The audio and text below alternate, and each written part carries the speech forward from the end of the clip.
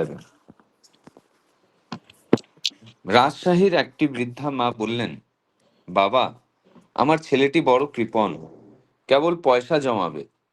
राजशाही से आई हुई एक वृद्धा माँ ठाकुर जी से कहने लगी कि बाबा, मेरा बेटा बहुत ही कंजूस है, सिर्फ पैसा जमाता है। সংসারে একান্ত প্রয়োজন যা তাও খরচ করতে চায় না। संसार में बहुत ही ज्यादा प्रयोजनीय जो है वो भी खर्चा करना नहीं चाहता है। এই নিয়ে সংসারে মাঝে মাঝে বড় অশান্তির সৃষ্টি হয়। ये लेकर संसार में बीच बीच में बहुत ही अशांति की सृष्टि होती है। সিসি ঠাকুর সাহাসে কি আর করবি, সে তোদের যেভাবে খাওয়ায় পড়ায় খুশি হয়, তোরাও তাতে খুশি থাকিস। सीसी ठाकुर हंसते हुए कहने लगे कि क्या ही और करोगे, वो तुम लोग को जिस तरह खिला के पिलाकर खुश होता है, तुम लोग भी वैसे ही खुश रहना।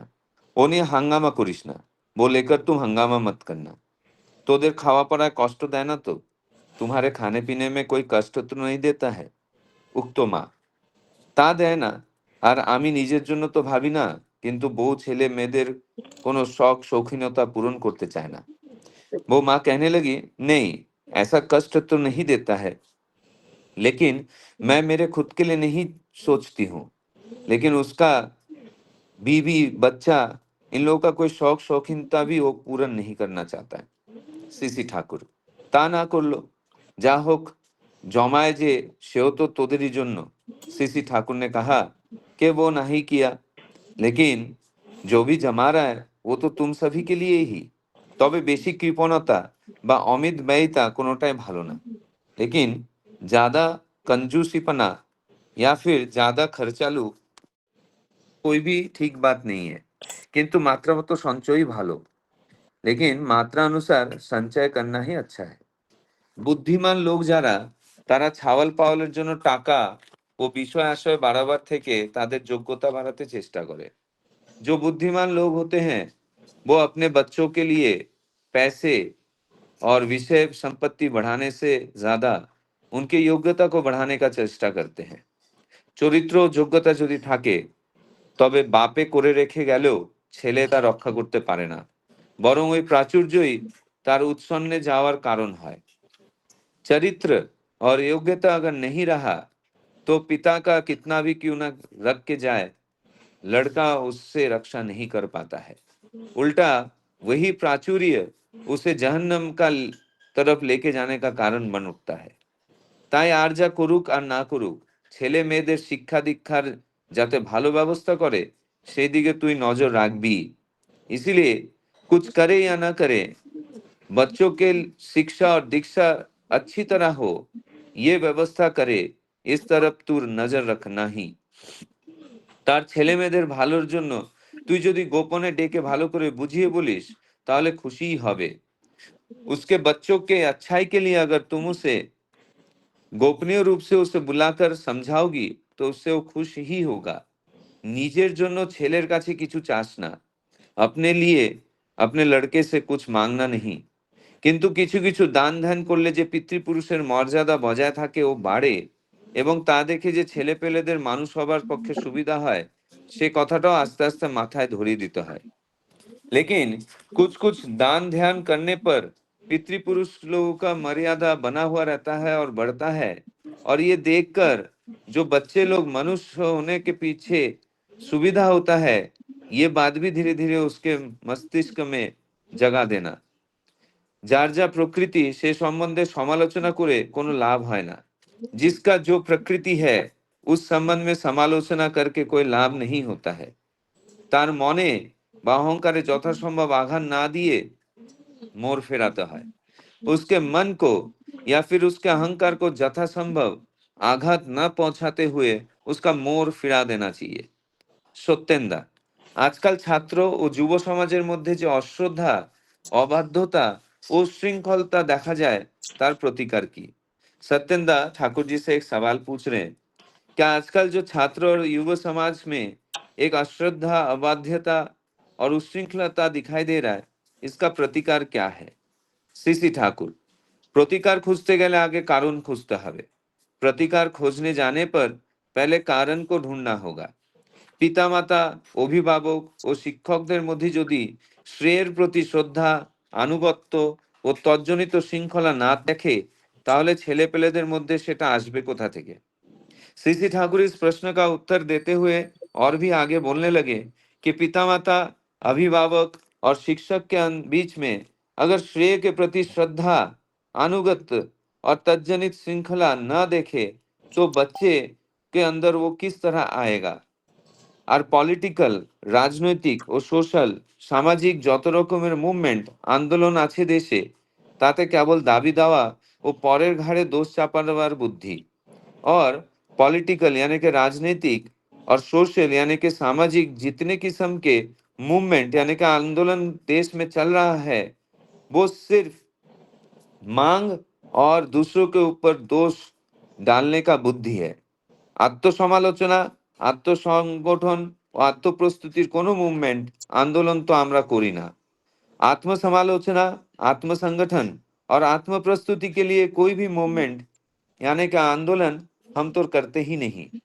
তারপর আদর্শ, ধর্ম, কৃষ্টি, ঐতিহ্য, কুলাচার ইত্যাদি আমরা বড়রাই অনেকে মানি না। এসবের নামে আমরা নিজেরাই নাক সিটকাই।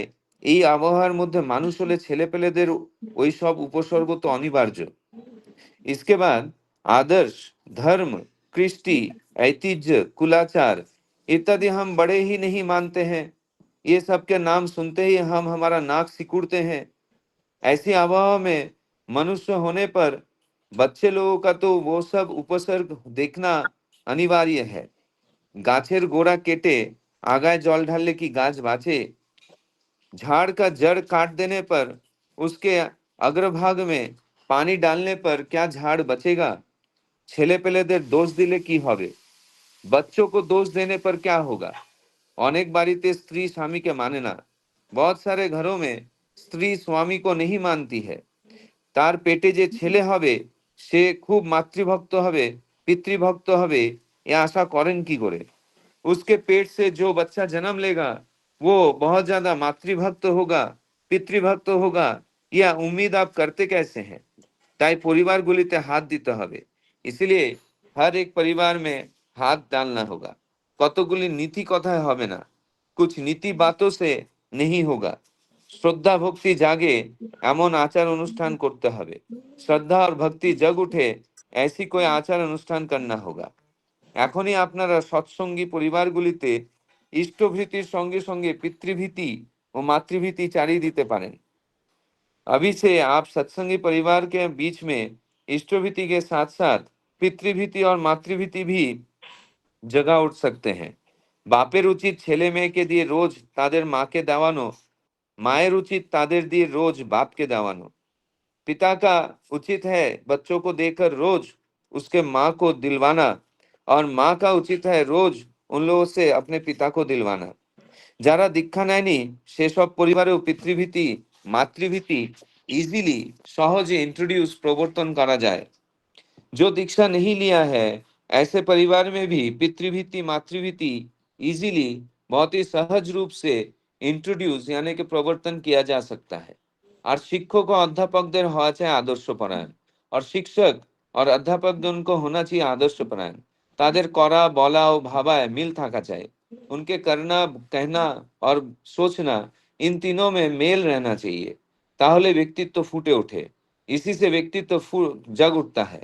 আর সেই ব্যক্তিত্বই ছাত্রদের শ্রদ্ধা আকর্ষণ করে, और वही व्यक्तित्व छात्रों का श्रद्धा को आकर्षित करता है। শিক্ষকদের আবার ছাত্রদের সঙ্গে ক্লাসের বাইরে ব্যক্তিগত যোগাযোগ থাকা চাই।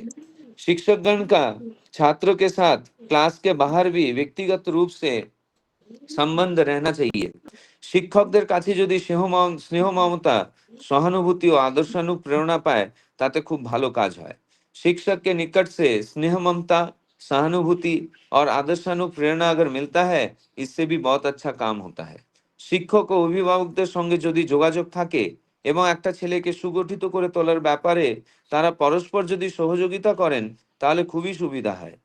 शिक्षक और अभिभावक के बीच में अगर संबंध रहता है और एक लड़के को सुगठित करके लेने के लिए उन लोग अगर अपने आप में सहयोगिता करता है तो ये बहुत ही सुविधादायक है। কতগুলি ছেলেকে এমন ভাবে তৈরি করা লাগে যারা আবার অন্য ছেলেদের সৎভাবে প্রভাবিত করতে চেষ্টা করে। कुछ लड़कों को कुछ इस तरह तैयार करना चाहिए जिससे वो दूसरे लड़कों को भी सद्भाव से प्रभावित करने की চেষ্টা कर सके। ছেলেদের মাধ্যমে ছেলেদের ভিতর যদি একটা বোধ, বিবেচনা, চিন্তাশীলতা ও দায়িত্বপূর্ণ মনোভাব গজিয়ে তোলা যায়, তাহলে কাজ সহজ হয়ে আসে। लड़कों के द्वारा लड़कों के भीतर अगर एक बोध, विवेचना, चिंताशीलता और दायित्वपूर्ण मनोभाव अगर जगा दिया जाए, तो इससे काम बहुत सहज हो उठता है। ভালো যারা, অর্থাৎ আদর্শনিষ্ঠ, আত্মনিয়ন্ত্রণ পরায়ণ যারা, তারা যদি বিচ্ছিন্ন থাকে, সংঘবদ্ধ না হয়, তাহলে কিন্তু শক্তি হয় না। जो अच्छे हैं, अर्थात जो आदर्शनिष्ठ और आत्मनियंत्रण परायण है, वो अगर विच्छिन्न रहे, संघबद्ध न हो, तो शक्ति नहीं मिलती है। সেই শক্তিটা সৃষ্টি করা দরকার। इस शक्ति को सृष्टि करना चाहिए। আপনারা দাঁড়ালে সব হয়। आप सभी खड़े होने पर हो सकता है। যে বড়কে মানে না, তাকে যদি তার ছোটরা না মানে, তাহলে কিন্তু তার ভালো লাগে না। जो बड़ों को नहीं मानता है, उसी को अगर उसके छोटे न माने, तो अच्छा नहीं लगता है। তাই অশ্রদ্ধা কেউই পছন্দ করে না। इसीलिए अश्रद्धा कोई पसंद नहीं करता है। এই বুঝটা ফুটিয়ে দিতে হবে কায়দা করে। ये समझ को जगा देना होगा कायदा से। আর সুস্থ लोकमत गठने खबरेर कागजगुली अनेक साहाय्य करते पारे। और स्वस्थ लोकमत गठन में न्यूज़पेपर बहुत सहायता कर सकता है। तादेर धरे तादेर दियो लेखाते हैं। उनको पकड़ के उनको देकर लिखाना चाहिए। जय गुरु।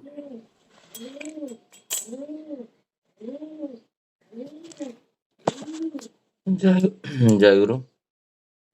आज का विषय वस्तु सूरजदा बहुत सुंदर भाव से पाठ किए। हर दिन वो ऑडियो क्लिप्स एक दिन पहले डालते हैं। एक अनवरत भाव से कोई एक दिन व्यतिक्रम नहीं है। और आज सुंदर भाव से विषय वस्तु पाठ किए। और आज का विषय वस्तु बहुत मार्मिक है, हमारा जीवन दैनंदिन जीवन में बहुत प्रभाव डालता है। तो आज जो 2 क्वेश्चन है उसके ऊपर आलोचना विस्तृत भाव से हमारा प्रोफेसर विजय दा, अजय हलदर दा, मनीष दा और ज्योत्सना माँ आलोचना करेंगे। तो आज जो प्रश्न है जे एक माँ के पूछ रहे हैं श्री ठाकुर जी को, जे मेरा बेटा कृपण है और जो भी इतना कृपण है जो जो प्रयोजनीय है वो भी खर्चा नहीं करना चाहता है। और रेयर केस में उसका जो बीबी बच्चे हैं उनके प्रति भी वो जहाँ पर जो प्रयोजनीय है वो खर्चा करता नहीं है। इस संबंध में श्री ठाकुर जी बहुत सारा बातें रखे हैं। जे पहले तो बोले उसको जे तुम्हारा पति तो करता होगा, और तो फिर माँ बोले हाँ। तो फिर बोले माँ उनका बोलने बाद में जे वो जहाँ जहाँ नेसेसरी है वो नहीं करता है, जिसके वजह से ये होता है। तो इसके संबंध में आलोचना रखेंगे। फिर सेकंड जो क्वेश्चन है सत्येंद्र बोल रहे हैं जो आजकल जो छात्र है और जो युवा समाज है वो साधारणतः भाव से अश्रद्धा, अबाध्यता और उनके अंदर अश्रद्धा, अबाध्यता और उच्छृंखलता दिखा जाता है। तो उसका प्रतिकार क्या है, कैसे उनको श्रद्धावान और नियंत्रित एवं श्रृंखलित किया जाए, इस संबंध में प्रश्न है। और इसमें ये बहुत व्यापक सब्जेक्ट श्री ठाकुर जी बोले हैं, तो मैं थोड़ा सा 1 मिनट में हाईलाइट कर लेता हूँ। तो उस हिसाब से जो भी आज आलोचक है उसको ऊपर थोड़ा रेखापट उसको पॉइंट को लेकर आलोचना करेंगे तो विषय वस्तु अच्छा रहेगा। तो श्री ठाकुर ये जो टॉपिक है, मैं कल मनीष तक फ़ोन करके बता रहा था, ये टॉपिक ऑलरेडी एग्जैक्टली पूरा कॉपी पेस्ट है। हम लोग 4th की 3rd ये दोनों मेरे को याद नहीं आ रहा है, ये एग्जैक्टली है। समस्या और कुछ था, प्रश्न आंसर यही था। और इसमें श्री ठाकुर जी का जो आइडियोलॉजी है, मैं देखा श्री ठाकुर जी बोलते हैं कारण को जानने के लिए पहले से प्रतिकार व निराकरण जानना चाहिए, उसका पीछे नहीं, प्रतिकार जानने के लिए पहले से उसका कारण जानना चाहिए। तो किसके वजह से ये आया है, तो उसके श्री ठाकुर बोल रहे हैं जे ये तो पिता माता जो है वो अभिभावक जो है वो तो भी श्रेय के प्रति श्रद्धावान नहीं होता है, पिता माता के प्रति श्रद्धावान नहीं होता है तो बच्चे कहाँ श्रद्धावान होंगे। जो व्यक्ति का विवाह ठीक नहीं है, जो अश्रद्धावान है, जो स्वामी के प्रति श्रद्धावान नहीं है, उनका पेट से जो जन्म हुआ बच्चा वो कहाँ से पिता के प्रति श्रद्धावान होगा। श्री ठाकुर जी का स्ट्रेट फॉरवर्ड आंसर है। फिर बोल रहे जे प्रत्येक व्यक्ति को पितृवृत्ति मातृवृत्ति करना चाहिए। देखिए ये एक बहुत बड़ा प्रोजेक्ट है सत्संग। श्री श्री ठाकुर जी का जो इंटरेस्ट है, स्वार्थ है, हम लोग इष्ट स्वार्थ प्रतिष्ठा बोलते हैं, बट आज पढ़ें ये फोरम में आज ज्वाइन किए हैं करीबन 38 लोग है। ये 30 लोग के अंदर संवेदना आना चाहिए जे मेरा जो बेटा बेटी है, मैं श्री जी ठाकुर जी बोल रहे हैं पिता से लेके माता को देंगे और माता से लेके माता बोलेगा माता से इंस्पायर करेगा उससे लेके पिता को देने के लिए। ये क्या हम लोग इंट्रोड्यूस किए हैं घर पे पितृवृत्ति मातृवृत्ति। पितृवृत्ति मातृवृत्ति करने के बाद क्या हम उसको ग्रहण करने के लिए उसको प्रेरणा दिए हैं। जी तू तो आज दिया नहीं तेरा माँ को, कि माँ बोलेगा तुम तो दिए नहीं पिता को। ये बात जो है श्री ठाकुर जी बोले जो नया नया जो दीक्षा ना लिए नहीं, जो जिसका परिवार में श्री ठाकुर जी का दीक्षा नहीं लिए हैं, उसको उनका परिवार में इंट्रोड्यूस करने के लिए। मेरा व्यक्तिगत अभिज्ञता से आज तक मैं एक ही भी परिवार में पितृवृत्ति मातृवृत्ति जैसा मेरा बेटा करता है और दूसरा परिवार जो दीक्षा नहीं लिया एक ही भी किया नहीं। तो ये मैं 1 महीना के अंदर एक करके फिर मेरा अंदर एक ये आएगा जहाँ मैं किया और ये उदाहरण है। तो सेकेंड टॉपिक श्री ठाकुर जी जो बड़ा टॉपिक रखे हैं जी शिक्षक और अभिभावक का संगति जोगाजोग बेगो बड़े को मानने का। जब छोटा भाई कि छोटे उसको सम्मान नहीं देता है तो उसको अच्छा नहीं लगता है, तो ये तो स्वाभाविक है। तो श्री ठाकुर जी उसको ऊपर भी बहुत सारा बातें रखें। मैं चाहूँगा जो आज आलोचक सब उसको ऊपर आलोचना करेंगे। मैं अनुरोध करूँगा प्रोफेसर विजयदा को जे आज का फर्स्ट पैराग्राफ के ऊपर आप आलोचना रखिए। विजयदा जय गुरु।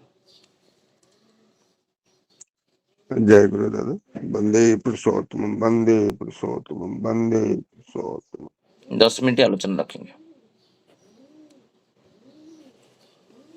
इसका विषय वस्तु, इसमें 2 विषय वस्तु है। तो देखिए ये जो विषय वस्तु है मतलब इसको करंट टॉपिक के रूप में ले सकते हैं। ये समस्या तो बहुत बड़ी समस्या आज के जमाने में। ये पहला जो क्वेश्चन है कि पत्नी का जो है पति पर ब्लेम है कि जो वो पैसे को जो है जहाँ मन बहुत कंजूस है, मतलब खर्च जहाँ जरूरत है वो भी नहीं करता। हर घर में शायद ऐसा क्वेश्चन रहता है। और दूसरा क्वेश्चन भी करंट ही है कि जो आजकल के जो बच्चे हैं, छात्र हैं, उच्छृंखल हैं, तो पहला क्वेश्चन पर मैं आता हूँ। तो ठाकुर जी ने जो बताए हैं कि जो इसमें जो क्वेश्चन है हस्बैंड सब करता है, मैंने फुलफिल जो बहुत मानता है अपने वाइफ को, बच्चों को भी प्यार करता है, लेकिन जो पैसे की खर्च की बात जो हो रही है कि कंजूस है और वो जहाँ खर्च करना चाहिए वहाँ भी नहीं कर पाता है। तो ठाकुर जी ने समझाया है कि जो ये कोई बुरी बात नहीं है, लेकिन उतना भी कंजूस नहीं होना चाहिए और उतना भी खर्चीला नहीं होना चाहिए, बैलेंस वे में होना चाहिए। ठाकुर जी बोल रहे हैं कि जहाँ एकदम जरूरत है वहाँ तो खर्च करना ही चाहिए। और उन्होंने जो पत्नी को समझाया कि आप अलग से जो है आप जो है पति को समझाइए तो शायद वो मान जाएगा। पहली बात है। दूसरी बात है कि जो ठाकुर जी बोल रहे हैं यहाँ पे कि जो खर्च करने के लिए जो है वो दीक्षा और शिक्षा, हर पेरेंट को जो है अपने बच्चों को शिक्षा दीक्षा पर ध्यान देना चाहिए, है ना। क्योंकि अगर शिक्षा दीक्षा पर ध्यान नहीं दिया तो कितना भी आप पैसा बचाएंगे वो कुछ काम के नहीं है। अगर बच्चे सही नहीं हुए, बच्चे सही रास्ते पर नहीं हुए, तो वो जितना पैसा बचाएंगे आप, वो सब उड़ा देगा, है ना। वो कुछ पैसा बचाना कुछ काम का नहीं है ना। कि जो ये कहावत है कि अ, जो है, पुत्र अगर अच्छे निकले तो पैसा बचा के क्या करना है। पुत्र अगर अभी समय ध्यान नहीं है, पूत कपूत तो क्या धन संचय, और पूत सपूत तो क्या धन संचय। एकदम सही लागू होता है। ठाकुर जी यही वर्ड बोल रहे हैं कि जो पूत सपूत तो क्या धन संचय, पूत सपूत कपूत तो क्या धन संचय।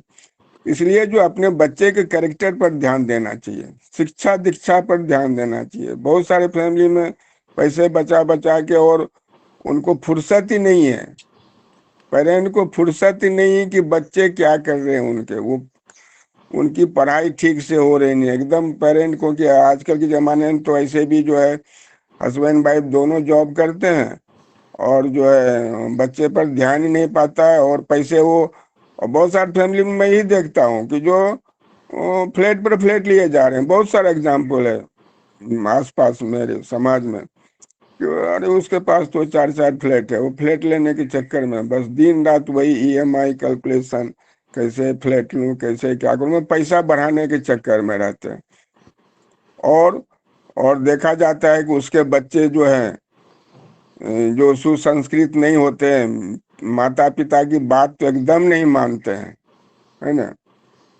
और अपने कंट्रोल से बाहर चला जाता है बच्चे, है ना। वो अपनी मनमानी करते हैं। वो बाद में जो है पेरेंट्स पछताते हैं कि जो बच्चा तो मेरा सुनता ही नहीं। और बच्चे अगर अच्छे नहीं निकले तो बहुत सारा जगह ऐसा भी देखा गया है कि अपने आप पेरेंट ने 5 फ्लैट खरीद के रख लिए, और बच्चा इतना एजुकेशन नहीं हुआ, कुछ काम नहीं करता है। बहुत सारा कंप्लेन है कि दिन भर घर में बैठा ही रहता है, बस कुछ काम नहीं है। ऐसे आवारा की तरह बच्चों के फ्रेंड के साथ घूमता है, मोबाइल पर बैठा रहता है, कंप्यूटर पर बैठा रहता है, कुछ काम नहीं करता है। तो उसमें क्या होता है, वो फिर बैठे बैठे जो है वो तो 5 और निकल गया शराबी, है ना। जो भी है बुरे व्यसन में निकल गया, तो सब जो है माँ बाप के चले जाने के बाद तो बैठे बैठे 5 फ्लैट बेच के खा जाएगा। सिंपल बात है। तो बच्चों को शिक्षा दीक्षा पर ध्यान देना है, और जो है अपने जो है श्रेष्ठ के प्रति जो है जुड़ना है, इष्ट के प्रति जुड़ना है। और शिक्षा दीक्षा प्रॉपर होना चाहिए। सिर्फ शिक्षा दीक्षा का मतलब नहीं, ठाकुर जी बोले नहीं कि जो सिर्फ व्यवहारिक शिक्षा। आजकल जो है मैं बचपन से देख रहा हूँ कि जो स्कूलों में जो है होता है, मोरल साइंस की पढ़ाई होती है ना। हर बचपन से मैं देखता हूँ मोरल साइंस एक सब्जेक्ट रहता है, लेकिन क्या फायदा, उसका तो कुछ असर होता ही नहीं है। तो जो है वो इष्ट के प्रति जुड़ने से जो है, और माता पिता में प्रेम हो, बच्चे को अगर शिक्षा दीक्षा पे ध्यान दें तो वही एक कमाई है। पैसे का जो सदुपयोग होना चाहिए। फिर अगर बच्चे अच्छे निकल गए तो पैसे की कोई जरूरत नहीं है लाइफ में। बच्चों को जो है सही रास्ते पे, उसके लिए जो भी ठाकुर जी नियम विधि बताए हैं, क्योंकि ठाकुर जी तो वही बताए कि जो जन्म ही कैसा हो, जन्म ही सुसंस्कार बच्चा कैसे आवे, वो ठाकुर जी ने फॉर्मूला दिया है। तो उस तरह ही ध्यान देना है। सिर्फ पैसे के चक्कर में जो है रह के कोई फायदा नहीं है। तो इतना ही कहकर मैं ज्यादा समाप्त करता हूँ। जय गुरु। जय गुरु। विजयदा बहुत सुंदर भाव से आज का विषय वस्तु आलोचना किए। वो बोल रहे थे पुत्र जब ठीक रहेगा, सुसंतान रहेगा, तो धन का क्या प्रयोजन है वो देख लेगा। और पुत्र कुपुत्र होगा जब है, वो फिर उसको जितना भी धन रखे वो सब, जितना भी अपव्यय करना है वो नशा से लेके वो सब खर्चा कर देगा। तो मूल बात है जो विजयदा हाईलाइट किया यहाँ पर, जे मनुष्य जितना भी कृपण हो, मनुष्य का चरित्र योग्यता ठीक रहेगा और श्री श्री ठाकुर जी यहाँ पर एक हाईलाइट किए हैं जो दान धन करने से उसको थोड़ा सा बचपन से दान धन करने के लिए अभ्यास करेंगे तो पितृपुरुष जो होते हैं हमारा उनका मर्यादा बढ़ता है। तो वो इनबिल्ट करना, वो कृपण हो बट उसको मंगलजन के काम में उनका पिता माता उस्काना चाहिए। वो खुद देने से पिता माता वो देखेगा, इंस्पायर होके करेगा। मैं अभी बहुत सुंदर भाव से विजयदा खूब संक्षेप में बहुत सारे जिस्ट आलोचना किए हैं। मैं अजय हलदरदा को अनुरोध रखूंगा, वो सेकेंड टॉपिक जो है आज का जो समाज में जो छात्र है और जो युवा समाज है, वो जो समस्या आज का डेट में अश्रद्धा, अवैधता, उच्छृंखलता हो रहा है, उसका निराकरण के ऊपर श्री ठाकुर जी जो बातें रखें वो उसके ऊपर आलोचना रखें। अजय दा, जय गुरु। जय जय गुरु दादा। मेरा आवाज आ रहा है? हाँ, क्लियर आ रहा है। वंदे पुरुषोत्तमम वंदे पुरुषोत्तमम वंदे पुरुषोत्तम।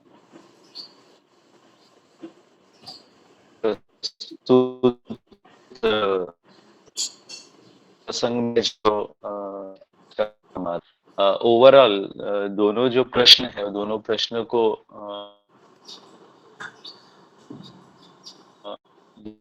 जो जोर दिया है कि हमें हमारे जो आने वाला कल है, जो हमारे संतान संतति है, उनको कैसे पथ पर हमको लेकर जाना है, क्या हमको उसको देकर जाना है। कल हम लोग बहुत अच्छा एक बोरसेदा के स्मृति में हम लोग ने बहुत अच्छा एक कल हम लोग ने किए थे उनकी स्मृति में। तो एक एग्जाम्पल, लाइव एग्जाम्पल हमको देखने को मिला जो ओवरऑल सभी ने बोला है कि श्रद्धेय बोरसेदा ने अपने चलन चिंतन के माध्यम से जो लेगेसी है वो अपने पुत्र में, अपने पौपुत्र में उसको ट्रांसफर किया है, जो देख कर गए हैं। बहुत अच्छा एक एग्जाम्पल है। और ठाकुर जी ओवरऑल इसमें यही समझाने की कोशिश कर रहे हैं कि हमको क्या देकर जाना है हमारे बच्चों को, संतान संतति को। उसके लिए हमको आज हमारा चिंतन चलन, हमको सब कुछ को परफेक्ट करने की आवश्यकता है। और ये परफेक्ट कब होगा? जब हमारा विवाह, जो हमारा विवाह है वो श्री विवाह होगा। एक छोटा सा एग्जांपल दूंगा। मैं अपने एक भांजे की शादी के लिए इधर उधर एक लोगों से बात करता रहता हूँ। तो जनरली ज्यादातर बात करने पे जो सामने वाला पक्ष होता है वो यही बोलता है आजकल का, जो कि नहीं, we are a modern family, we are a nuclear family, हम लोग ये इस सब चीजों में ज्यादा बिलीव नहीं करते हैं। तो यहीं से जो एक फाउंडेशन स्टार्ट होता है कि लोगों ने अपने आप को जो मॉडर्न बना दिया है कि उनको भविष्य का, और हम लोग कितने ब्लेस्ड है कि ठाकुर जी ने हमको हर एक सब्जेक्ट पर हम कितने डीपली ठाकुर जी ने ज्ञान देके गया है। कल बहुत अच्छा एक रिश्ता आने के बावजूद भी हम लोग सिर्फ इसलिए पीछे हट रहे कि वो प्रतिलोम विवाह हो रहा है। तो ठाकुर जी ने कितना एक बड़ा वो बता कर गए हैं कि प्रतिलोम विवाह से क्या हो सकता है। तो ओवरऑल जो इसका ये है कि हमको हमारा फ्यूचर, हमारा कल, हमारा भविष्य, हमारा बच्चे को अगर अच्छा करना है तो हमको खुद को अच्छा चलना पड़ेगा, और हमको अच्छा चलना है तो हमको सुविवाह करना पड़ेगा। बहुत अच्छा। मैं दादा प्रथम वाले प्रश्न में ही करता हूँ। मैंने थोड़ा सा को प्रिपेयर किया था, तो मैं कोशिश करूंगा सब दोनों को मिला के बोलने की। तो श्री ठाकुर जी यहाँ पे बहुत अच्छा एक कन्वर्सेशन चल रहा है। उक्त एक माँ है जो अपने पुत्र के जो उसकी जो उसका चलन है, जो उसका तरीका है, वो ठाकुर जी को एक नालिश शिकायत के रूप में बता रही है कि जो मेरा पुत्र है वो बहुत कंजूस है। तो उसी के पे मैं बोलने की चेष्टा करता हूँ कि इस प्रसंग में श्री ठाकुर से यही समझ में आया है कि श्री ठाकुर जी ने कभी भी, हमेशा हम लोग ने देखा है कि अगर किसी ने नालिश भी किया, कोई अगर शिकायत लेकर परम दयाल के पास में जाता है, तो कभी भी ठाकुर जी ने एक पक्ष को लेकर कभी भी विचार नहीं रखा है अपना। ठाकुर जी ने हमेशा दोनों को सुने हैं, दोनों को समझे और दोनों को इस तरह से ठाकुर जी ने उनका विश्लेषण किया है, उनको इस तरह से जाजित किया है कि दोनों जन सेटिस्फाइड होकर, दोनों जन संतुष्ट होकर अपने आगे हमने जो गलतियां की है, जो हमको आगे पथ पर कैसे बढ़ना है उस बारे में किया। तो ये बहुत अच्छा एक ठाकुर जी का दिखा समझ में आता है कि हर साथ हर जगह पे ठाकुर जी की एक वाणी है कि मनुष्य आपन टाका पर जतो पारिस मानुष धर। कहने का मतलब ये है कि ठाकुर जी हर वर्ण, हर वर्ग, चाहे वो कितना ही बड़ा दुराचारी क्यों ना हो, ठाकुर जी ने सबसे पहले एक इंसान को देखा है, उसको जाना है, उसको समझा है और फिर उसके प्रवृत्तियों को नियंत्रण कैसे किया जा सकता है उसके बारे में उसको सहायता किया है। जब तक उसको साथ में लेकर चले हैं, जब तक कि वो जो भटका हुआ जो दुराचारी इंसान है वो इंसान ना बन जाए, वो पुनः एक सुपथ पर ना वापस आ जाए। इस प्रसंग से यही समझ में आ रहा है कि श्री श्री ठाकुर जी यही देते हैं कि जब एक माँ अपने कंजूस बच्चे के दुर्गुण का बखान श्री श्री ठाकुर जी के समक्ष करते हैं, तो ठाकुर जी अपने प्रेम और उचित शिक्षा से दोनों पक्ष को संतुष्ट कर देते हैं, जिससे शिकायत करने वाला और जिसके खिलाफ शिकायत हो रही है दोनों ही संतुष्ट हो जाते हैं। हम जो मनुष्य है, हम मनुष्य जाति का सबसे बड़ा एक कला कि हम अपने अवयव है वो हमें कभी नजर नहीं आते हैं। जैसे एक कहावत है ना कि टेनिस कोर्ट में बॉल के भांति अपनी गलती या अवगुण को भी दूसरों के पाले में डाल देते हैं। जैसे हम टेनिस कोर्ट में एक बॉल जो रहता है हम लोग चेष्टा करते हैं कि वो दूसरे के कोर्ट में हमेशा रहे, वैसे ही हमारा जो प्रवृत्ति है कि हम कोई भी अवगुण जो होते हैं वो हमेशा हम दूसरे के पाले में डाल देते हैं। यहाँ पे भी वही है कि माँ ठाकुर जी के पास में अपने बेटे का बताती है कि वो बहुत कंजूस है, अपने बीवी बच्चों को भी नहीं देखता है, उनको भी नहीं समझता है, उनके भरण पोषण के लिए भी जहाँ पे बहुत ज्यादा कुछ आवश्यक है उसको भी नहीं करता है। तो ठाकुर जी वहां पे यही समझा रहे हैं कि वो कैसे चलता है, क्या करता है, तुम लोग थोड़ा उसमें एडजस्ट कर लो। फिर ठाकुर जी ये भी बोल रहे कि नहीं बहुत ज्यादा कंजूस भी नहीं होना है और बहुत ज्यादा खर्चीला भी नहीं हो रहा है। उक्त दोनों जो पार्टीज है, दोनों पार्टीज को ठाकुर जी ने बहुत अच्छे से कि लाइफ में क्या करना है, कैसे चलना है, तो हमारा आज और हमारा कल दोनों हो जाएगा, दोनों सेफ हो जाएगा, दोनों अच्छा हो जाएगा। आज का सेविंग ही हमारा कल का इन्वेस्टमेंट हो जाएगा। तो वो वृद्ध जो युवा और ये सब पर एप्लीकेबल होता है, जो हम लोग ये देते हैं ना कि हम लोग अपने अवगुण को दूसरों के पाले में डाल देते हैं, ये सब पर एप्लीकेबल होता है, चाहे वो वृद्ध हो, युवा हो, शिशु हो। ठाकुर जी एक जगह बोले कि हम जैसे आदर्श में विश्वास स्थापन करेंगे हम उस आदर्श में ही आगे बढ़ेंगे। जैसे पथ पर खुद को अग्रसर करेंगे हमारा ज्ञान और दर्शन भी तद्रूप ही होगा और हमारा आने वाला कल, हमारा बच्चा, हमारा भविष्य भी उसी आदर्श और ज्ञान में के तद्रूप ही होगा। बहुत सहज भाव से आगे श्री ठाकुर जी कहते हैं कि उक्त मां से कहते हैं कि ज्यादा कंजूसी और ज्यादा उचित नहीं है, लेकिन मात्रा अनुसार संचय करना अच्छा। जैसा अभी मैंने बताया था कि today saving is tomorrow investment. आज का बचत ही कल का हमारा निवेश होता है। सो हमें अपनी जरूरत के हिसाब से ही खर्च करना चाहिए। फिर ठाकुर जी एक उदाहरण के द्वारा समझाते हैं कि जो बुद्धिमान ज्ञानी पुरुष होता है वो इन्वेस्टमेंट करता है अपने संतान संतति को अच्छी शिक्षा दिलाने में, क्योंकि शिक्षा ही एक ऐसा शस्त्र है जो एक साधारण इंसान को मनुष्य बनाता है। अर्थात अपने मनुष्य का अगर हम संधि विच्छेद करें तो मनुष्य का मतलब ही होता है मान प्लस होश। जो मान सम्मान को होश में रखकर अग्रसर होता जाता है वो मनुष्य, वो ही है शिक्षा।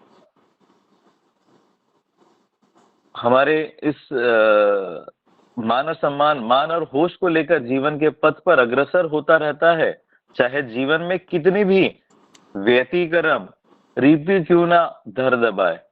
पर एक शिक्षित मनुष्य अपने मान, सम्मान और होश को हमेशा सहज कर रखकर आगे बढ़ता है। अर्थात एक अच्छा चरित्र, व्यक्तित्व और योग्य बढ़ाने पर जोर देता है। श्रद्धेय पहले विजयदा ने जैसे जो बताया कि पूत पूत को क्या बन- और पूत क्या इंसान है। दूसरे तरह हम बोलते हैं कि यहाँ पे हम लोग सबसे ज्यादा आजकल जिसमें ग्रसित है कि हम लोग सेविंग करना है। मेरे मम्मी पापा से मैंने कई बार सुना है, ये जो भी हम लोग का है तुम लोगों के लिए ही है, तुम लोगों को ही आगे इसको देखना है। तो इस डिपेंड की फिर यहाँ पे ठाकुर जी की जो मेन स्थिति है कि सुप्रजनन और उस जो हमारा संतान संतति है उसको फिर हम लोग ने क्या देकर गए है उस पर डिपेंड करता है। तो अगर हम लोग ने आज हमारे पेरेंट्स मर मर के जीकर हमारे बच्चे के लिए वो अगर जो भी संचित छोड़कर जाते हैं, अगर हमारा नर्चर अगर अच्छा नहीं होगा, हमारा अगर जो बच्चा संतान संतति होगा अगर वो आदर्श में अगर अनुप्राणित नहीं होगा तो वो जो जितना भी बड़ा एम्पायर खड़ा करके गया है वो एक दिन उसको नष्ट कर ही देगा। ये बहुत बड़ा एक वो है कि कैसे हमको हमको हम लोग आजकल ये सोचते हैं कि हमको ये करना है, हमारे बच्चों को ऐसा करना है, हमारे बच्चों के लिए ये छोड़ के जाना है। लेकिन सबसे मेन जो उद्देश्य है कि हमको हमारे बच्चों को कैसे चलना सिखाना है, कैसे उसको शिक्षा में शिक्षित करना है, ये हम लोग कभी नहीं सिखाते हैं। शाश्वती ग्रंथ में एक बहुत अच्छा एक पैरा है जहां पे लिखा है कि जहां आदर्श नहीं है वहां पर धर्मचर्या भी व्याहत है, और जहां धर्मचर्या व्याहत है वहां विच्छिन्नता ही प्रभावित रहती है। कितने सहज तरीके से ना ठाकुर जी ने ये बता दिया है कि हमको जीवन में क्यों ना करे, हमको उस आदर्श में हमारे को उस केंद्र को हमारे जीवन में एक केंद्र बिंदु को लेकर ही हमको आगे बढ़ना पड़ेगा। जब तक कि हम लोग केंद्र बिंदु और आदर्श को लेकर आगे नहीं अग्रसर होंगे, हम अपने संतान संतति को वो अगर लेगेसी देकर नहीं जाएंगे, वैसा नर्चर हम उसको बचपन से ही नहीं करेंगे, तो निश्चित ही जाके वो जब आगे समाज में निकलेगा तो वो वृक्ष संकलित होगा ही होगा। थोड़े आगे ठाकुर जी यही बताने की कोशिश करें कि आजकल समाज और देश में जो आंदोलन चल रहा है और उसे आज का युवा कल का भविष्य सुपथ के बजाय कुपथ पर ज्यादा अग्रसर होता है। ठाकुर जी ने इसमें यह भी बता दिया कि आजकल कहीं भी देख लो, आप लोग स्कूल के पॉलिटिक्स में देख लो, आप किसी भी राजनीतिक में देख लो, किसी भी आंदोलन में देख लो, वहां पे आपको यही बताया जाएगा कि कैसे किसके कंधे पर बंदूक रख के किसी को गिराना है, कैसे किसी को लेग पुल करना है, कैसे किसी को आगे बढ़ने नहीं देना है।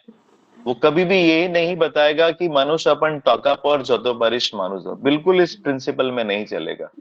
वो कब चलेगा? अगर हम उसको आदर्श में अनुप्राणित कर पाएंगे तो। You are for the Lord so for other, you are for the Lord so for others. तो हमको जब तक हम ठाकुर के नहीं बन पाएंगे हम किसी के नहीं बन पाएंगे, और एक बार जब हम ठाकुर के बन पाएंगे तो हम सबके बन पाएंगे। तो बहुत सुंदर ठाकुर जी ने यहाँ पे हमको हमारे चलन चिंतन की ओर जोर दिया है कि हमको कैसे हमारे भविष्य को अच्छा करने के लिए हमको उनको अच्छा नर्चर करना होगा, और अच्छा नर्चर करने के लिए हमको उस पथ पर चलना होगा। जय गुरु दादा। जय गुरु। बहुत सुंदर भाव से अजय हलदर आलोचना रखें। कल बोल रहे थे जो ऑफिस आवर में थोड़ा सा आलोचना रखना मुश्किल हो रहा है, बट आप जब बोल रहे तो मैं ना नहीं करूँगा। फिर वो बहुत अच्छा प्रयास किए, एक अच्छा कंक्लूजन वो अजय दास का आलोचना में रखें। जे कोई भी मनुष्य जब श्री ठाकुर जी के पास समाधान समस्या लेके जाता है वो एक तरफा नहीं सुनते थे, वो दोनों को सुन के अभी भी मैं 5th वॉल्यूम तक पढ़ा हूँ। समस्या चोर भी आएगा, ठाकुर जी चोर के लिए भी सपक्ष में भी बोले हैं, और जिसका घर से चोरी हुआ है उसके सपक्ष में बोले।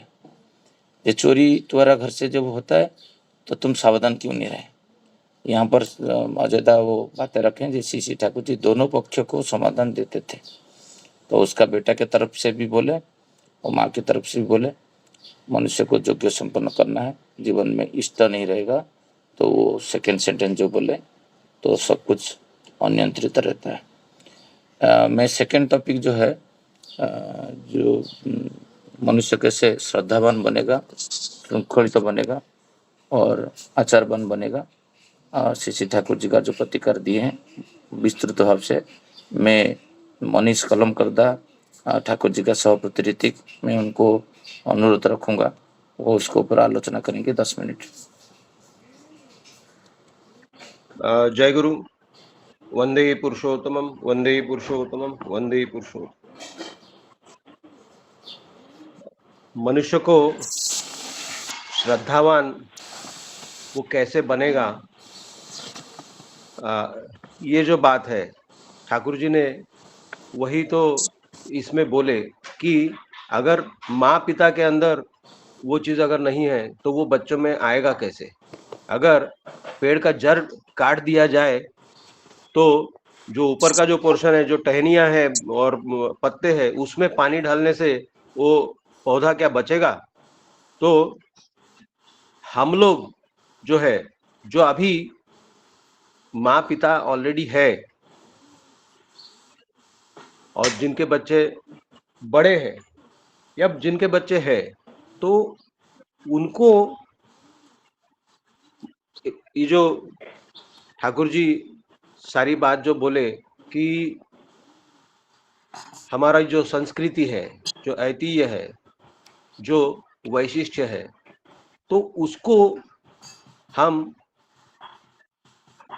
अपने सिर पर लेकर के चले। आजकल का समय में देखा जाता है कि हमारे पास ही मतलब जो संस्कृति होनी चाहिए, जो सोच होनी चाहिए, जो विचार होना चाहिए, जो जिस तरह से कृति होनी चाहिए, वो होता ही नहीं है। तो बच्चों में कैसे आएगा। आज का दुनिया का जो स्थिति हम देख पा रहे हैं, मैं फोटोग्राफी के फील्ड में था तो मैं जितनी शादियां अटेंड करता था उसमें लगभग 50-60% शादियां जो है या उससे भी ज्यादा शादियां जो है वो लव मैरिजेस होती थी। एक बंगाली लड़का जो है एक कर्नाटक की लड़की से शादी कर रहा है, तो प्रेम करते वक्त क्या ये सोच होगा मन में कि जो काउंटर पार्ट है, मतलब लड़का अगर लड़की से प्यार कर रहा है तो क्या वो सोचेगा, या लड़की अगर लड़के से प्यार कर रही है तो उस समय क्या वो सोचेंगे कि मैं जिसको प्यार कर रहा हूँ उसका जाति क्या है, धर्म क्या है, उसका वर्ण क्या है, उसका जो नैना काय म्हणतात आपला भारत जो गोत्र क्या है। तो ये सोच तो रहने का कोई संभावना है ही नहीं। तो क्या होगा, जो आने वाला जनरेशन है वो किस तरह का होगा। और जब हमें ही, अगर मैं लव मैरिज अगर कर चुका हूं तो मैं अपने बच्चों को क्या मैं बोल पाऊंगा कि बेटा तुम लव मैरिज के लिए मत जाना। कहां से बोल पाऊंगा। आज की समय में बहुत लोग तो अपने बच्चों को बढ़ावा देते हैं, तुम लव मैरिज करो, भाग करके शादी करो, उससे पैसे की बचत होगी। तो इस तरह की सोच अगर रहेगी, इसीलिए ठाकुर जी जो बोलते हैं कि मेरी जिम्मेदारी सबके लिए है, मेरे अपने, मेरे परिवार के 10 और देश के वर्तमान और भविष्य के लिए तुम उत्तरदायी हो, ठाकुर जी बोल रहे। तो ये विचार मतलब अगर कोई व्यक्ति, एक परिवार जो है, अगर बाहर से देखने से बहुत अच्छा भी लगता है, लेकिन क्या उनके मन में समाज और देश का विचार है कि मैं एक देश का मेरे देश का हिस्सा हूं, मैं मेरे समाज का हिस्सा हूं, तो मैं उनके प्रति उत्तरदायी हूं। ये विचार है क्या? तो इसीलिए ठाकुर जी जो विचार दिए, मतलब एक मनुष्य कैसे तैयार होगा, एक परिवार कैसा एक अच्छा परिवार होगा, और एक देश कैसे अच्छा होगा। ठाकुर जी ने तो सब कुछ के ही बारे में बोल दिया। तो एक व्यक्ति तैयार होगा, और एक व्यक्ति से दूसरा, दूसरे से तीसरा, ऐसे करके, मतलब देखा देखी, ठाकुर जी बोल रहे हैं कि तुमको देखा देखी हजारों हजारों लोग सत बन जाएंगे।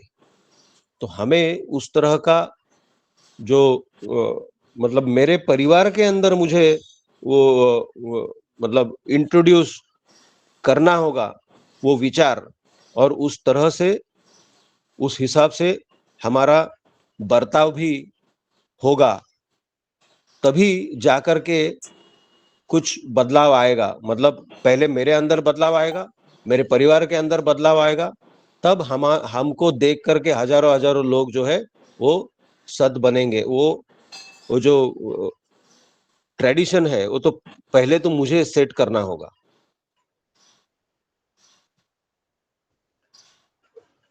जैसे अजयदा ने भी ये बात रिपीट की, और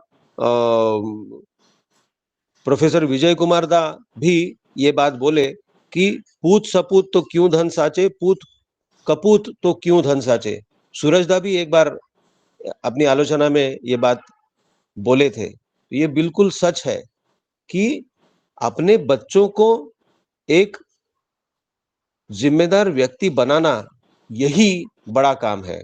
तो इससे मेरे जो पूर्वज है वो भी धन्य धन्य होंगे, और मेरा जो समाज है और मेरा देश है, ये भी, मतलब I should be an asset to the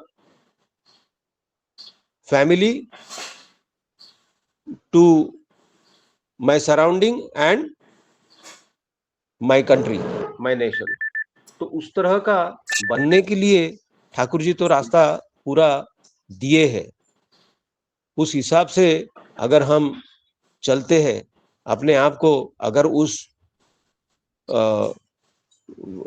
तरीके से अगर अपने आप को ढालते हैं, तभी जाकर के संभव होगा कि एक अच्छा, मतलब एक बच्चा जो है वो अच्छा नागरिक बनेगा। और दादा थोड़ा पितृभूति मातृभूति के बारे में बोलिए, समय कम है। मैं उसी के ऊपर मैं आ ही रहा था कि ठाकुर जी इष्टवृत्ति के साथ साथ पितृवृत्ति और मातृवृत्ति के बारे में बोले हैं। तो इष्टवृत्ति तो हम करते ही है सभी, लेकिन ठाकुर जी ये बात बोले, कल रात को हमारी ये चर्चा हो रही थी, मैं और मेरी पत्नी के बीच ये चर्चा हो रही थी कि पिता बच्चों के हाथ में कुछ देगा और बोलेगा कि ये तुम माँ को दो, और माँ अपने के बच्चों के हाथ में कुछ देगी, उनको इंस्पायर करेगी कि तुम अपने पिता को ये दो। तो ये जो बात है, इससे अपने माता पिता के प्रति श्रद्धा जागृत करना, ये माता पिता का काम है। माँ के लिए श्रद्धा जागृत करना पिता का काम है। पिता के लिए रिस्पेक्ट को जागृत करना बच्चे के मन में, ये माँ का काम है। ये जब इस तरह से होगा, तब बच्चा माँ को और पिता को दोनों को ही श्रद्धा करेगा। तुम मुझे रिस्पेक्ट करो, अगर मैं बोलूंगा तो मुझे नहीं रिस्पेक्ट मिलेगा, लेकिन मैं दूसरे को रिस्पेक्ट करने के लिए बोलूंगा तो बच्चा उनको रिस्पेक्ट करेगा। वो व्यक्ति बोलेगा कि नहीं, तुमको इनका भी रिस्पेक्ट करना है, तो बच्चा उनको भी रिस्पेक्ट करेगा। तो ये जो है, ये हमारे परिवार के अंदर से ये चीज शुरू होना चाहिए। मैं थोड़ा सा फोन दे रहा हूँ मेरी मिसेस के पास, वो भी 1-2 मिनट बात करना चाहती सभी को जय गुरु। बिना इजाजत मैं आज भी हमेशा की तरह इनके जो टाइम है आलोचना का उन्हें मैं थोड़ा सा डिस्टर्ब कर रही हूँ। मुझे सब बहुत दिन से ये बात अपने ग्रुप पे शेयर करनी थी कि जैसे कि बच्चों को जो संस्कार देने हैं उसके साथ साथ इस युग के साथ में चलने के लिए और एक बहुत बड़ी सामाजिक जिम्मेदारी हम लोग बोल सकते हैं, क्योंकि आगे जाके हाँ, इस पीढ़ी के बच्चे ही आगे आने वाला समाज होने वाला है।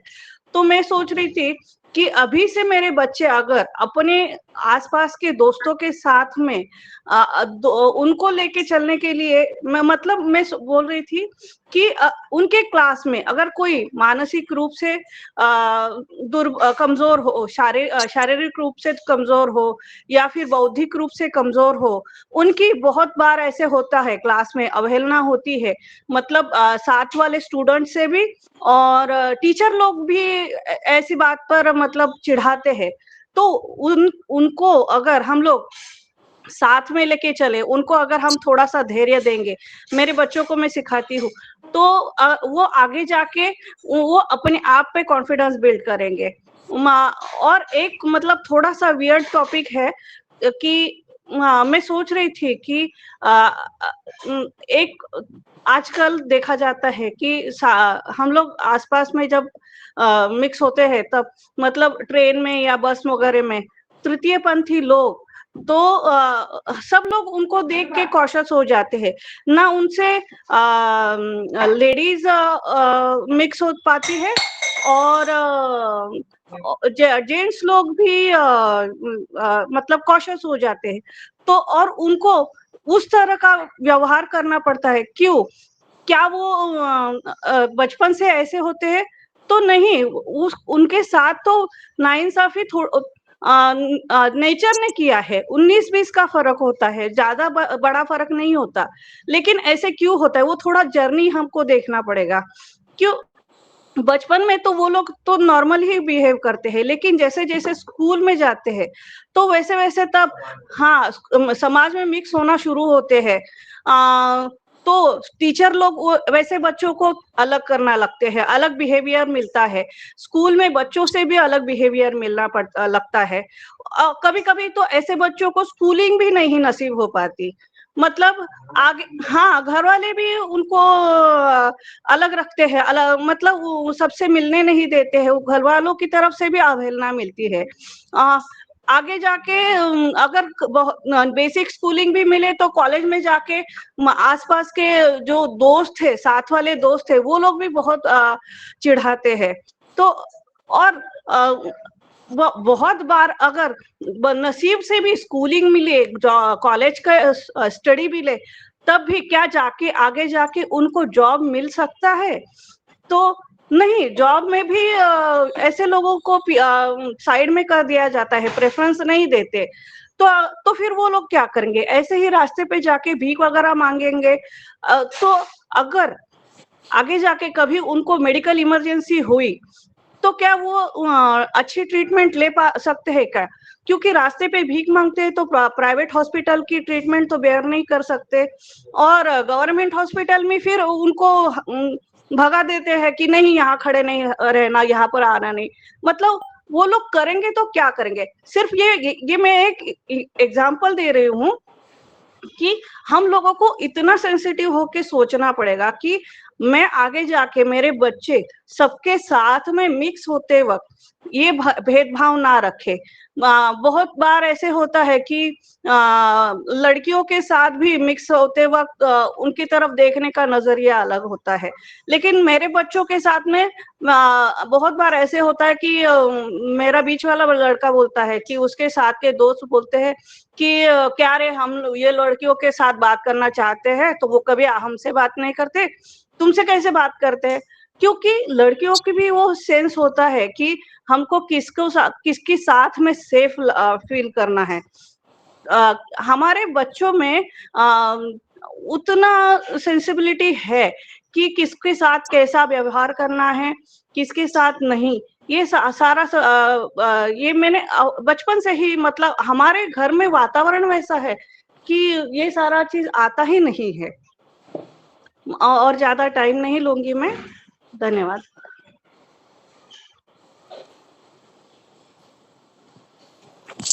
जय गुरु। बहुत सुंदर भाव से अभी कलमकर माँ बोल रहे थे ये बच्चे को क्या शिक्षा देना चाहिए। यहाँ पर आता है श्रद्धा का बात और श्रृंखला का बात, डिसिप्लिन का बात। तो परिवेश में किसी तरह का आजकल ज़माने में युग को लेके देखते हैं तो मनीष दा तो बहुत सुंदर भाव से आलोचना रखें। पितृभक्ति मातृभक्ति के बारे में मुझे पता नहीं कितना लोग करते हैं, क्या करते हैं, बट जब श्री श्री ठाकुर जी का की इच्छा है और हम लोग इतना डीप वर्क का बातें करते हैं, बट एक ही इच्छा को पूर्ण करना व्यक्तिगत तौर से ठीक है और ये होना चाहिए। ये यहाँ पर तो अंडरलाइन में कर रहा था, बहुत सेंसिटिव सब्जेक्ट है। वो बोलते हैं नित्य, वो थोड़ा मैं वो शब्द के ऊपर जोर दूंगा। जे माँ को मैं देखा हूँ श्री श्री आचार्य देव उनका परिवार में वो कॉइन प्रणामी दे के प्रणाम करते हैं बड़े को, तो वो एक शिक्षणीय विषय है और मैं इम्प्लीमेंट नहीं कर पाया हूँ पर्सनली।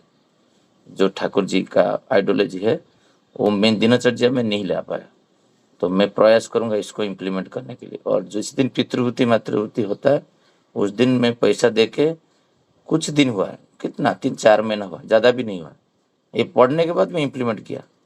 कान्हा को देता हूँ, जा खरीद के लेके आ, प्रज्ञा को दे और प्रज्ञा फिर पैसा लेके मुझे वो दे रहा है। तो ये बातें घर पे ये करना है, तो श्रद्धा धीरे धीरे उसका होगा। कल रात को ही खाना खाने के टाइम में वो उसको बोला, जैसे ही आप याद रखो बर्तन धोने के लिए ठाकुर जी बोलते हैं माँ का बर्तन उसको सहयोग करने धोने में, तब तो एटलीस्ट वो काम नहीं कर पाया, ठीक है बच्चा है बोलते हैं, बट खुद का करने से तो उनका काम होगा एक, तो सेंसिटाइज करना है बच्चे को। तो इसके ऊपर मैं आलोचना करने के लिए ज्योत्सना माँ को अनुरोध करूंगा 10 मिनट आलोचना रखें। जय गुरु। ये बात तो सच है, मातृभक्ति पितृभक्ति घर में आचरण के द्वारा ही करना बहुत जरूरी है। बहुत बार ये इस टॉपिक पे बात हुआ है, तो एक चीज मैं हाईलाइट करना चाहूंगी। शशि भाई हमेशा बोलते हैं और बहुत अच्छी प्रैक्टिस के बारे में बोलते हैं कि जैसे अभी बोल रहे थे बाबा से लेके माँ को देना चाहिए, है ना। तो ये जो एक्टिविटी है हम सभी को प्रैक्टिस करना चाहिए, तो 100% टू द पॉइंट है, ये प्राइमरी है। उसके बियॉन्ड हमें ये भी देखना चाहिए कि धीरे धीरे मन में भाव सृष्टि हो रहा है नहीं हो रहा है, वो एक मैकेनिकल नहीं होना चाहिए। क्योंकि आजकल तो बच्चों में इतना ज्यादा बाहर का जो एनवायरनमेंट इतना ज्यादा उन पे एम्फसाइज करता है, हमसे ज्यादा वो बाहर रहते हैं, स्कूल में कॉलेज में कहीं पर भी। कल देबू से लगभग 1 घंटा करीब इसी बात पे डिस्कशन हुआ। तो ऐसा सच एक केस स्टडी है, जो नाम नहीं बताना है मुझे। एकदम सिंपल बात है कि देबू और मैं जब हम बात कर रहे थे तो उसमें हम ये डिस्कस कर रहे थे कि माँ बाबा का कितना बड़ा रोल होता है।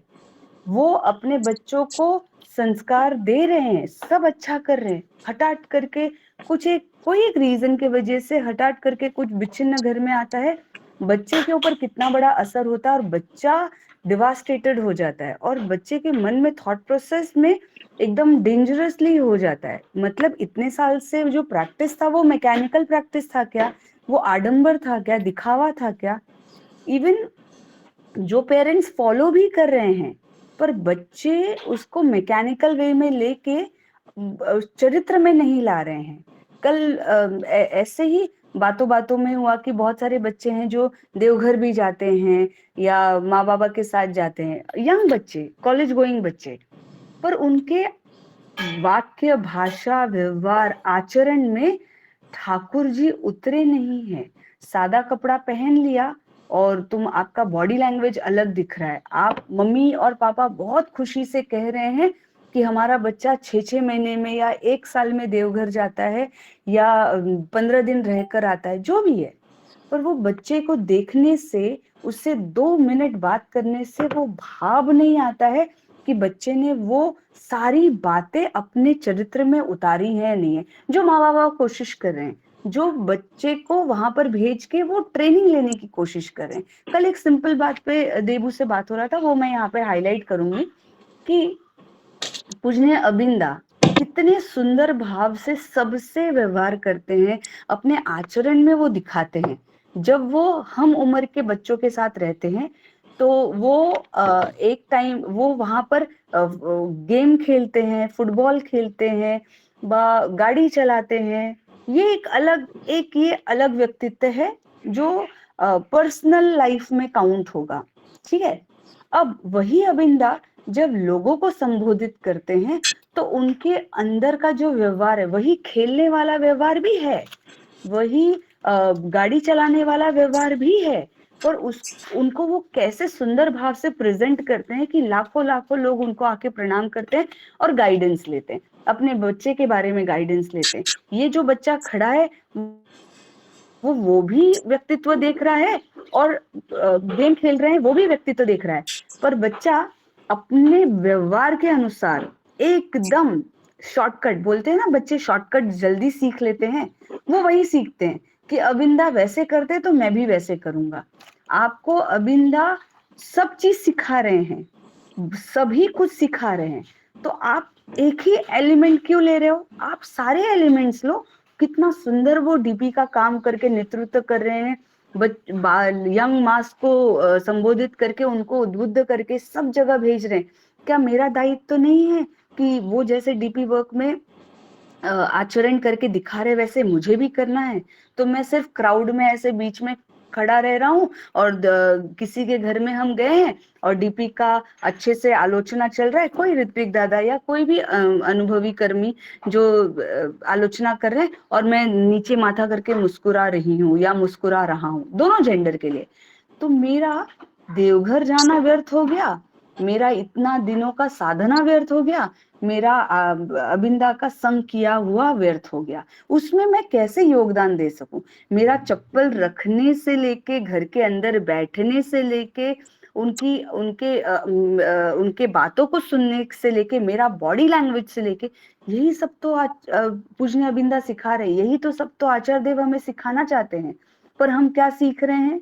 हम कुछ अलग चीज सीख रहे हैं। ये बहुत जरूरी है। मैं कोशिश कर रही हूँ, आप सभी कोशिश कर रहे हैं, पर जो कल बहुत सेंसिटिव बातों पे जो आलोचना हुआ, डिस्कशन हुआ, वो मुझे यहाँ पर आप लोगों से बोलना था। बहुत सेंसिटिव बात है। सारा भार पेरेंट्स पे, सारा भार टीचर्स पे है, ये बहुत सही है, पर सारा भार मंदिर में जैसे मैं करने की कोशिश करती हूँ, मेरी बच्ची है, दूसरों के भी बच्चे मेरे बच्चे हैं, मैं सबको करने की कोशिश कर, ठीक से खड़े रहो, ठीक से जाओ, ठीक से बातें करो, ऐसे नहीं करो, या ये तुम बहुत अच्छा कर रहे हो, तुम बहुत अच्छा काम कर रहे हो, तो ये मेरा भी दायित्व है। मैं उन ब्लड रिलेशन में कोई नहीं हूँ, ना ही मैं टीचर हूँ, ना ही मैं माँ हूँ, बट एक ऐसी व्यक्ति हूँ जो परिवेश में आने वाले सारे बच्चे मेरी जोनाकी के ही जैसे, मैं सबको वैसे ही काउंट करती हूँ। अगर मेरी बेटी के अंदर वो व्यक्तित्व में डेवलप करने की कोशिश कर रही हूँ, तो मेरा दायित्व है कि मेरे आसपास के बच्चे जो मेरे से टकरा रहे हैं उनके अंदर भी वो भाव डालने की कोशिश करूं। वहीं तक सीमित नहीं है, मुझे उनका भी डेवलपमेंट मेरी ही जिम्मेदारी है।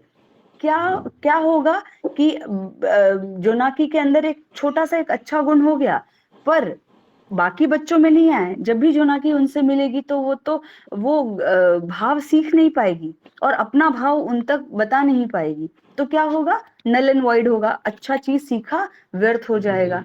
तो ये बहुत जरूरी है, माँ बाबा जो कर रहे हैं उनको भी और 2 कदम आगे बढ़ के, क्योंकि आधुनिकता इतनी बढ़ गई है ना। जैसे एक छोटी सी बात है, सत्संग में मैंने बहुत नोटिस किया है और इसके ऊपर भी मैं काम कर रही हूँ कि इसको मैं कैसे ठीक करूं।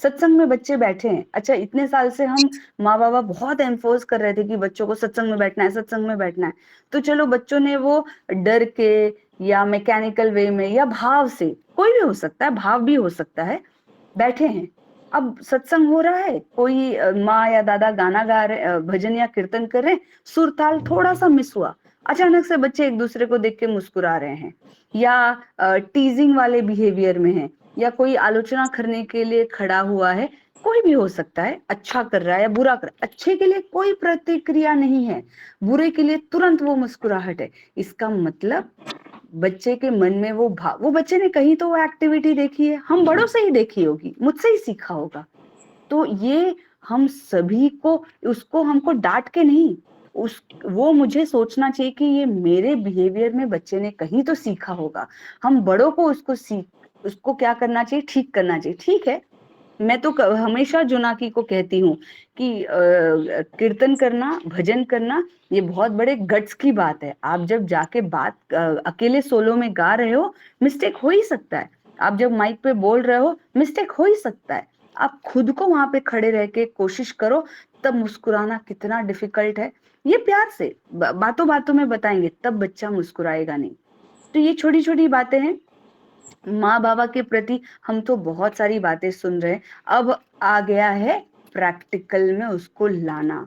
बहुत हमने पढ़ लिया, बहुत हमने सुन लिया, बहुत हमने लोगों को बता लिया, अब जीवन में उसको प्रैक्टिस करना बहुत जरूरी है। घर में मैं अपने हस्बैंड के साथ कैसा व्यवहार कर रही हूँ, बच्चा वही साइलेंटली सीख रहा है। कल मैं मेरी मम्मी को कह रही थी, तो मम्मी ने, ये मैं आप लोगों से उजागर कर रही हूँ कि मम्मी मुझे कह रही थी कि तुम बीच बीच में मुझसे बात नहीं करती हो, तुम भूल जाती हो, मुझे कॉल नहीं करती हो। तो मैंने उनसे माफी मांगी और मैं मुस्कुरा के कहा कि ये बात तो सच है, गलती मेरी है कि मुझे आपसे बात करना चाहिए, मैं भूल जाती हूँ, उसके लिए क्षमा चाहती हूँ। और फिर मैंने कहा कि ये हुनर तो शायद से माँ मैंने आपसे ही सीखा है, आपने पूरा जीवन एक तपस्या के जैसे अपने अपने ससुराल में सब दे दिया, आपके मायके की तरफ से आपने जीरो संबंध रखा, क्यों? क्योंकि आपके माँ बाबा ने जो संस्कार दिया वही संस्कार लेके आप आगे बढ़े। बहुत कम मौका था जिसपे आप गई थी, तो शायद से वो संस्कार मैंने एब्जॉर्ब कर लिया कि जहाँ पे माँ बाबा ने शादी करके दिया है वही संसार को भरण पोषण करो। हाँ, माँ बाबा के प्रति तुम्हारा दायित्व तो है, हाँ, भाई नहीं रहे तो 100% दायित्व है, अब भाई है तो ठीक है, 2 भाई हैं वो देख लेंगे, और सुंदर भाव से आपका हाल खबर मैं लेती रहती हूँ दूर से, सब अच्छा चल रहा है। तो ये जो बात है, ये मैंने उनको कहा कि शायद से मैंने ये आपसे ही सीखा है कि ठाकुर जी के आइडियोलॉजी को फॉलो करते हुए कैसे संसार को लेके चलो, कैसे बच्चे में संस्कार डालो, कैसे पति के प्रति भाव होना चाहिए। तो ये सारी बातें हैं, समय ज्यादा ले लिया मैंने, उसके लिए मैं माफी चाहती हूँ। सभी को मेरा जय गुरु। ज्योत्सना मैम बहुत सुंदर भाव से अभी आज का टॉपिक आलोचना कर रहे थे, और अभी वर्षा माँ हैंड रेज किए हैं, तो मैं उनको अनुरोध करूंगा, उनका कुछ बातें रखना है तो रख सकते हैं। वर्षा गोखले माँ, जय गुरु। जय गुरु दादा। अभी हम लोग जो बात कर रहे थे शुरुआत के टॉपिक में कि हम कोई समस्या लेकर अगर ठाकुर जी के यहाँ जाते हैं या अभी भी देवघर में जाते हैं, तो दोनों तरफ की बात सुन के ही वो जो समस्या का समाधान करते हैं, उनका मैं मेरा खुद का लाइव अनुभूति यहाँ पे बताना चाहती हूँ कि 2012 की बात है। मेरे मतलब गोखलेदार को ना तंबाकू खाने की लत थी, और उसका पहले उनको लिवर सिरोसिस डिटेक्ट हुआ था, तो तभी डॉक्टर ने बिल्कुल से मना किया था कि तंबाकू आपको नहीं खाना, सेवन नहीं करना है, मगर वो बात नहीं सुनते थे, और घर में कोई ऐसा समझाने से वो समझने वाले नहीं थे। तो मुझे मालूम था कि मेरा हर समस्या का समाधान देवघर में है, तो हम तभी तो कोई इतना मेरा जान पहचान नहीं था, बोलने से क्या पता किसके साथ में ये मेरा समस्या रखूं, उधर जाके निवेदन करे, तो वो भी थोड़ा शर्म जैसा लगता था। तो मैंने क्या किया, पूजनीय सिपाहीदा को खत लिखा, और वो मेरा जो प्रॉब्लम था कि ऐसा ऐसा है, डॉक्टर ने मना किया है, फिर भी ये तंबाकू खा रहे हैं, तो आप इसका बारे में कुछ उनको समझाओ। और इतना जोगाजोग अच्छा हुआ, जब भी मेरा लेटर उधर पहुंचा, तभी हमारे जो ऋतिक है असिद्ध श्रद्धेय असिद्ध विश्वासदा, वो देवघर में थे, तो तभी सिपाहीदा ने जो खत उनके हाथ में मिला, उन्होंने तुरंत सिपाहीदा को बोला कि गोखलेदा को फोन लगाओ। फिर गोखलेदा को उन्होंने फोन लगाया और इतना सुंदर तरीके से पूजनीय सिपाहीदा ने उनको बोला कि देखिए गोखलेदा, आप ठाकुर का आदमी है, आप मेरा मित्र हैं, और आपको जो आनंद बाजार का दायित्व दिया है उसको अच्छे से निभाने के लिए आपको शरीर स्वास्थ्य रखना जरूरी है। तो आपका जो तंबाकू सेवन का ये है, तो उसको अगर धीरे धीरे कम करेंगे तो बहुत अच्छा होगा, और आप मेरा मित्र है करके मैं ये बोल रहा हूँ। इतना उनको दिल को टच होगी ना, मेरा मित्र जो संबोधन किया उन्होंने। और दूसरा तरफ क्या हो गया, मुझे नीलेश हलदरदा का तरफ से फोन आया दूसरे दिन कि पूजनीय सिपाहीदा ने बोला है कि उन्होंने उनको समझाया है कि ऐसा ऐसा तंबाकू का थोड़ा सेवन कम करिए, आप उनका तरफ ध्यान दीजिए जरा कि वो तंबाकू नहीं खाए, और खाने का जब भी होता है तो उनके पॉकेट में वो बड़ी शॉप रखे कि ताकि वो तंबाकू की तरफ नहीं जाए। तो इस तरह से हम दोनों को अच्छा से मार्गदर्शन किया, और यकीन नहीं होगा जो सिपाहीदा ने उनको समझाया ना, वो बात इतनी हट हो गई, उनके दिल में पहुंच गया कि तुरंत उन्होंने दूसरे दिन से एकदम से तंबाकू खाना बंद किया और वो बड़ी शॉप खाते रहे। मतलब वो जब भी तंबाकू खाने का लत लगता था कुछ चबाने का, तभी वो बड़ी शॉप खाते थे। कि इसी तरह अभी भी वो ठाकुर फैमिली में है। अभी जो पीढ़ी चल रही है कि सेम टू सेम जैसे ठाकुर जी समस्या निवारण करते थे हर कोई बात का, वही समस्या समाधान वही जो रहेगा वो आज भी हमको देखने के लिए मिलता है। वही हमने एक्सपीरियंस किया था, यही मैं बताना चाहती थी कि जय गुरु। जय, खूब सुंदर वर्षामा उनका प्रैक्टिकल एक्सपीरियंस वो शेयर किए। और आज ये हमारे अंदर ये आज का आलोचना में संजय कुमार नाथदा ज्वाइन किए हैं, और ममीना नायक माँ और कालंदी प्रोडादा ज्वाइन किए हैं। उनको ये आलोचना प्रसंग ग्रुप में उनको स्वागत करता हूँ। और आज का जो आलोच्य विषय है उसमें 2 लाइन बोल के मैं आज का आलोचना को यहाँ पर विराम देंगे। और श्री ठाकुर जी जो रखे हैं, जे अनेक स्त्री लोग जो है वो स्वामी को मानते नहीं है, और जो स्वामी को नहीं मानते हैं और उनका पेट से जो संतान आएगा वो क्या पितृभुक्त मातृभुक्त बनेगा, ये के आलोच्य विषय है। और इसी के लिए श्री ठाकुर जी बोले थे, ये है मूल कारण। आजकल बच्चे लोग और युवा समाज इष्ट, कृष्टि, ऐतिह्य और पिता माता इनके प्रति श्रद्धावान नहीं होने का कारण, मुख्य कारण ये है। क्योंकि जब जन्मगत जो संस्कार होता है उसको बोलते हैं सहजात, मतलब जात जन्म होने से सहज भाव से जो संस्कार आया है, जो ज्योत्सना अभी आलोचना कर रहे थे। तो हमारा दैनंदिन जीवन का जो चाली चलन है, हम कितना इष्ट के प्रति, कृष्टि, ऐतिह्य, परंपरा और मेरा पिता माता को कितना श्रद्धा करता हूँ, वही है निराकरण। श्री ठाकुर जी यहाँ पर जो निराकरण व्यवस्था दी है, ये बोले तुम श्रद्धावान बनो। मैं जब श्रद्धावान मुझे बच्चा देखेगा, एक प्रैक्टिस प्रज्ञा का पिताजी उनको दिए हैं, काफ़ी साल हो गया, मुझे लग रहा है 3-4 साल तो हो गया, गायत्री मंत्र लिखने के लिए प्रैक्टिस, 4 लाइन 5 लाइन लिखेंगे, एक चीज़ को कंटिन्यूटी करना। अभी 4-5 दिन पहले जब जगन्नाथ जी का रथ यात्रा चल रहा था, तब मेरा बच्चा को देखा, वो भूल गया था। 1 बजे मैं इसको लाने के लिए आया था, मुझे बोला है पापा मैं लिखना भूल गया, तुम थोड़ा रुको। मैं जल्दी में था, उसको ये कर रहा था, टेम्पलेट कर रहा था, तुम छोड़ो आओ। वो बोला नहीं, मैं आज लिखा नहीं तो मैं लिखूंगा। लिख के फिर मैं वेट किया 5 मिनट, वो लिख के आया। ये कहाँ से हुआ ना, ये दैनंदिन प्रैक्टिस है। ये जो पितृभूति मातृभूति का बात हो रहा है, ये मैकेनिकल करते करते तो कहाँ से, हमारा तो लाखों साल से हमारा जीन में, डीएनए में रिस्टोर खत्म हो गया जी। बड़े को सम्मान देना, बड़े को आदर करना, बड़े को देना, अर्थ हो, सामग्री हो, खाने पीना, ये तो बहुत दिन से बंद हुआ है। मैकेनिकल 3-4 साल करेंगे, 5 साल करेंगे, देन श्रद्धा धीरे धीरे उत्पत्ति होगा। मैकेनिकली वो उत्सव के लिए 10,000 दें और धीरे धीरे देते देते श्रद्धा उत्पन्न होगा उसका। जो उसका माँ बोलेगा उत्सव चल रहा है, उसको 10,000 रुपया दे।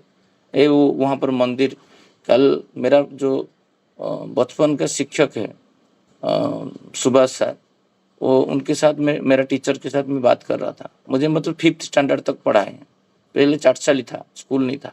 हमारे गांव में हम लोग चाटशाली में पढ़ते थे, पारंपरिक स्कूल नहीं होता था। 5th में स्कूल जाते थे।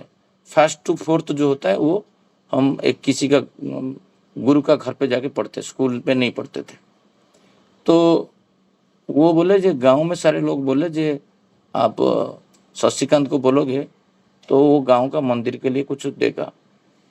और मैं एक बंदा कोई पोस्ट किया है कल ग्रुप में, गांव का ग्रुप में मैं पढ़ रहा था, जो हर 5 तारीख को मैं कुछ 5,000 6,000 रुपया ट्रांसफर करता हूँ कंटिन्यूटी भाव से। और मुझे जो बोला कितना देना है ना, तुम्हारा जितना सामर्थ्य है उतना दो। ये होता है गुरु का प्रति श्रद्धा। मैं उनके प्रति श्रद्धावान हूँ। उसका प्रमाण क्या है? प्रमाण है मुझे जो बोले मेरा गुरु, जे शशि मित्र को इतना पढ़ाया था, कुछ नहीं लिया, तो यहाँ पर मंदिर का कार्यक्रम चल रहा है, दूसरा कुछ मंदिर चल रहा है, गांव का मंदिर है, माता का मंदिर चल रहा है, तो वहाँ पर देने के लिए ये मेरा बेटा जब ये देखेगा तो उसका अंदर श्रद्धावान उत्पन्न होगा, जब मेरा पिताजी ऐसे करते थे।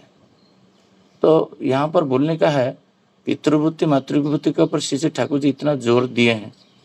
और श्री ठाकुर जी यहाँ पर भी बोले जे कथा और बोला भावार मेल होना चाहिए। और मैं जितना बातें मेरा बच्चे के सामने कर रहा हूँ, जितना भी बातें, और उसका कर्म के साथ तो मिलन नहीं रहेगा, वो बच्चा कभी भी मेरे प्रति श्रद्धावान नहीं होगा।